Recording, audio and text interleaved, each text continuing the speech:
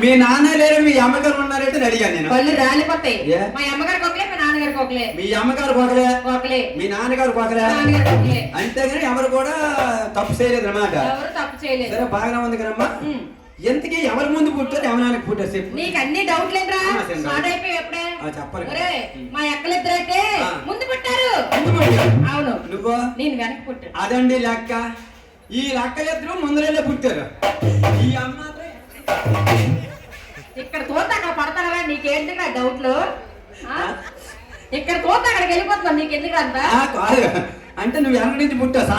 ముందు నుంచి వెనక నుంచి పుడతారా? నువ్వు సన్నంగా ఉన్నావు కన్నది నిన్ను. మీ అక్కలిద్దరు కనబడాలి కాబట్టి అయితే అమ్మ గోస హాస్పిటల్ తీసుకెళ్లి ఆపరేషన్ చేసి పుట్టారు. అవునులే. నువ్వు సన్నంగా ఉన్నావు కాబట్టి నువ్వు 6 మంది డెలివరీ అయిపోయావు.